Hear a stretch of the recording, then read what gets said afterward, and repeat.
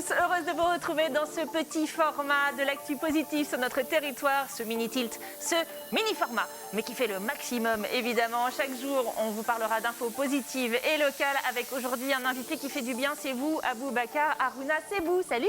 Salut. Bienvenue dans ce mini-tilt. Vous êtes ingénieur et chef de projet de Teaching Boost, une plateforme pour lutter contre le décrochage scolaire. Aujourd'hui, vous allez lancer notamment un appel à bénévoles. On va expliquer aux Ligériens comment on peut tous aider des enfants qui ont besoin d'un coup de pouce à s'en sortir à l'école. En fin d'émission, dans la Bamboche, ça continue, notre rubrique de soutien à la culture locale.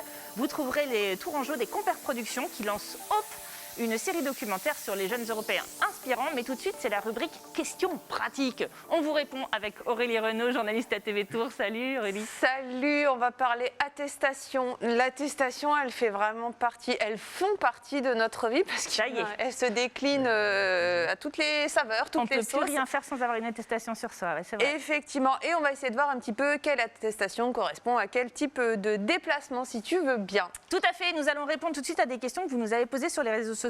Continuez, on pourra y répondre, enfin surtout Aurélie, vous l'avez compris. Je vais chercher mes enfants à l'école, à la sortie. Est-ce que j'ai besoin d'une attestation pour y aller ? La réponse est oui, comme pour tout déplacement. Alors très vite, l'école va adresser aux parents une attestation pérenne. Ça se passera sur, vous savez, l'ENT, là où il y avait les devoirs. C'est ça, l'espace numérique de travail sur l'ENT. En gros, dans vos mails ce soir, vous aurez sûrement une attestation que vous imprimerez ou vous téléchargerez sur votre téléphone et ce sera bon pendant tout le temps de ce confinement qui, on l'espère, sera le plus court possible. En attendant, si vous ne l'avez pas encore sur l'ENT, vous allez utiliser l'attestation de déplacement que vous trouvez sur le site du gouvernement, gouvernement.fr. Et là, vous cochez la case, allez chercher les enfants à l'école. Si c'est mamie qui va chercher les enfants à l'école, c'est la même chose.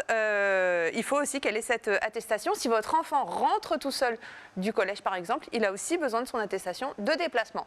Ok, bon, ça c'est clair, il la faut.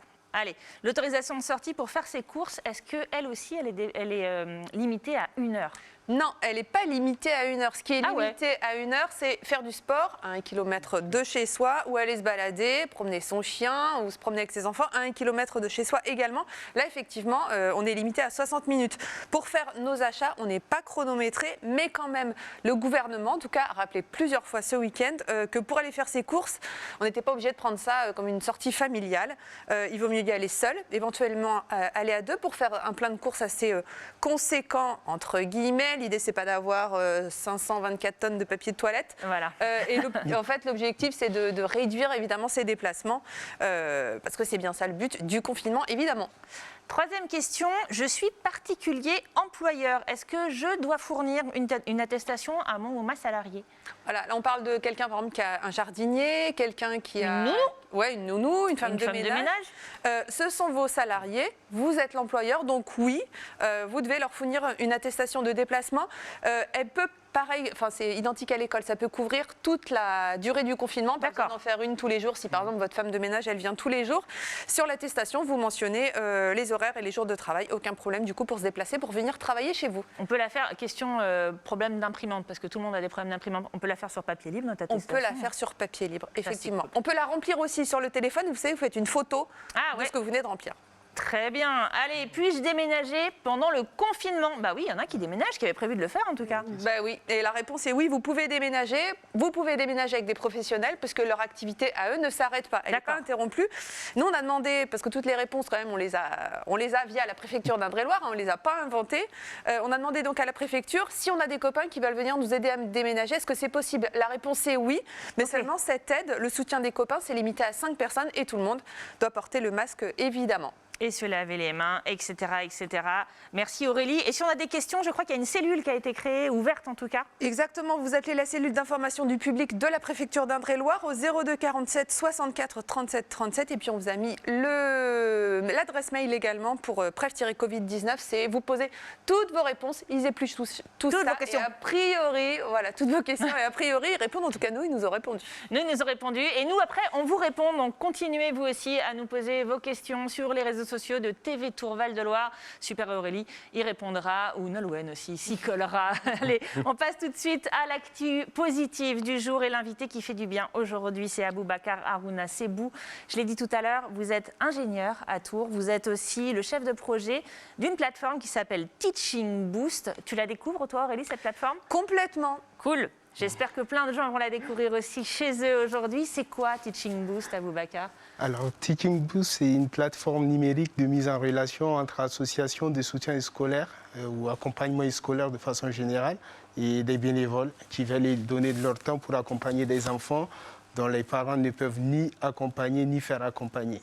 C'est ça, parce que parfois on est nul en maths, comme moi par exemple, comme je disais tout à l'heure.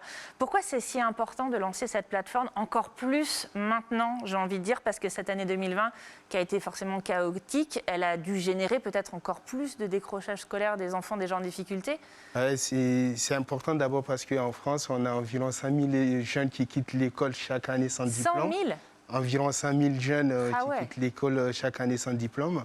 Et cette année, tous les acteurs de l'éducation sont unanimes sur le fait que le confinement a aggravé cette situation et qu'on aura encore plus de jeunes, malheureusement, qui vont peut-être décrocher du système scolaire.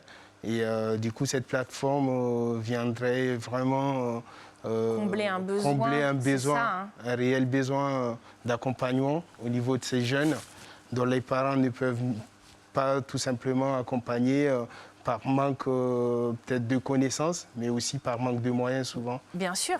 Pour faire accompagner. Bien sûr. Parce que ça coûte cher, hein, le soutien scolaire, c'est assez sûr. Comment ça marche? Comment est-ce que les gens qui nous regardent aujourd'hui peuvent aider? Alors, vous partez sur vous venez sur notre plateforme Teaching Boost, www.teachingboost.fr. Vous vous connectez, vous trouvez toutes les missions proposées par les associations autour de chez vous. D'accompagnement. Ça va être par exemple accompagner un jeune en CM2 en mathématiques. Ouais. Donc par exemple 1 heure par semaine de façon récurrente ou ponctuelle. Et en ce moment, vous contactez directement l'association via notre plateforme et puis qui organisera la mise en relation avec la famille. Après, le relais se fait tout simplement. Qu'est-ce qu'on va devoir faire, par exemple, si on se propose en tant que bénévole? J'imagine qu'on n'a pas besoin d'être ancien prof de français pour faire du soutien scolaire en français. Quel type de mission on va devoir faire et combien de temps il faut qu'on imagine y consacrer? Alors, je le disais tout à l'heure, ça dépend de l'association. En général, on a 1 heure par semaine, 1 heure et demie des fois. Faisable. Et il y a des associations qui proposent ces soutiens chez l'enfant. Et il y en a d'autres qui le proposent en ligne ou dans un autre lieu d'accompagnement, un peu plus regroupé. Et en fait, ce qu'il faut savoir, c'est qu'on n'a pas nécessairement besoin d'avoir un certain niveau pour pouvoir accompagner un jeune. D'où le rôle d'ailleurs des associations qui font très bien ce rôle-là, qui expliquent bien aux nouveaux bénévoles comment ils peuvent accompagner le jeune et ils sont accompagnés en fait par les associations au final pour dédramatiser cet engagement. Et du coup, c'est jusqu'à quel âge? Parce que ça peut commencer, je sais pas, dès la primaire jusqu'aux études supérieures. C'est pour quel niveau? Aujourd'hui, la plupart des associations qu'on a pu contacter interviennent du primaire effectivement jusqu'en classe de terminale par exemple. D'accord. Donc en général, c'est plutôt ça. La plateforme elle a été inaugurée le 28 septembre dernier. C'est tout récent. C'était au HQ que ça s'est passé à Tours. C'était place Jean Jaurès, en présence d'un parrain de luxe, puisque c'était le journaliste, animateur de télévision et réalisateur Harry Roselmack qui était là. Ouais. On peut peut-être rappeler, alors Harry Roselmack, il est un petit peu local, c'est un ancien de la formation des journalistes de Tours, ouais. Mais la JCET, la Jeune Chambre économique, qui soutient ce projet, là aussi, elle a une mission qui est locale et qui est même plus large. Qu'est-ce que c'est la Jeune Chambre économique? Vous nous la redéfinissez en quelques mots? Ouais, je vous remercie. Il faut le dire, le projet est avant tout un projet de la Jeune Chambre. La Jeune Chambre n'est pas que soutien, c'est un projet qui est réalisé entièrement dans le cadre de la Jeune Chambre économique de Tours. Du coup, il y a des dizaines de bénévoles qui m'accompagnent dans ce projet-là depuis le début. Alors, la Jeune Chambre, c'est une association qui regroupe des jeunes en 18 et 40 ans qui mènent des actions sur le territoire pour faire évoluer un certain nombre de points. Et on fait partie d'un réseau mondial qui s'appelle la Junior Chambre Internationale, qui est la JCI, ouais.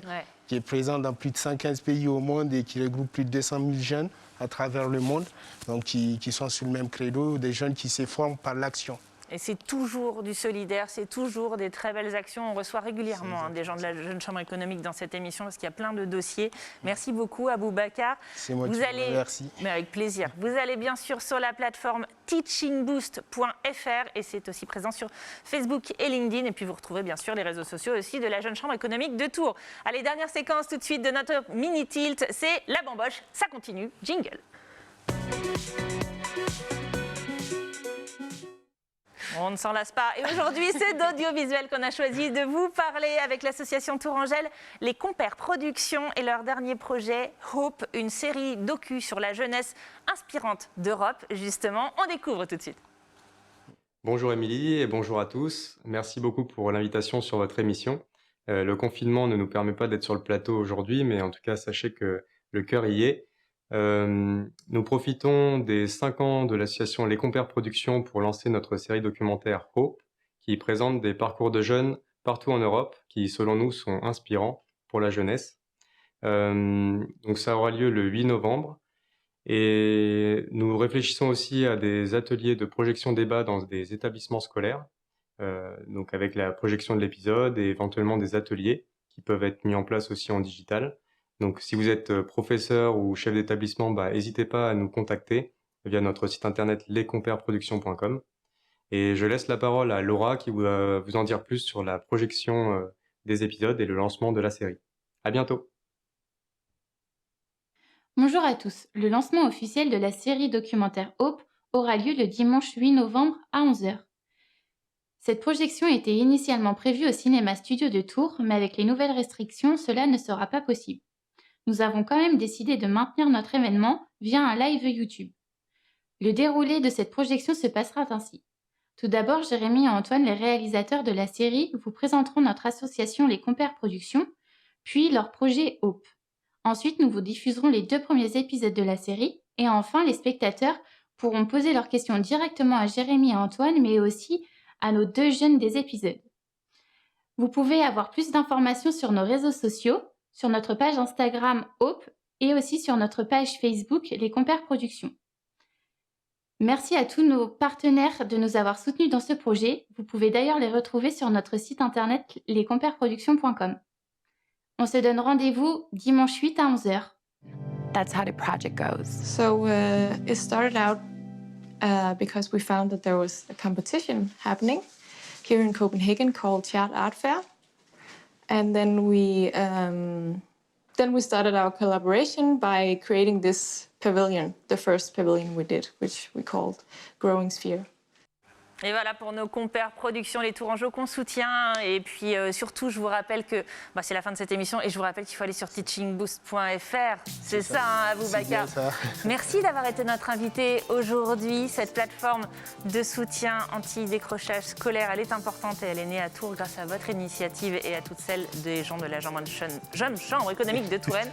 Merci à Aurélie aussi. Avec plaisir. Merci Aurélie d'être passée pour répondre à nos questions. Je vous en prie. Continuez à nous les poser sur les réseaux sociaux de TV Tours. Et puis nous, on se donne rendez-vous dès demain avec un nouveau numéro de Mini Tilt. Même heure, même endroit. Salut!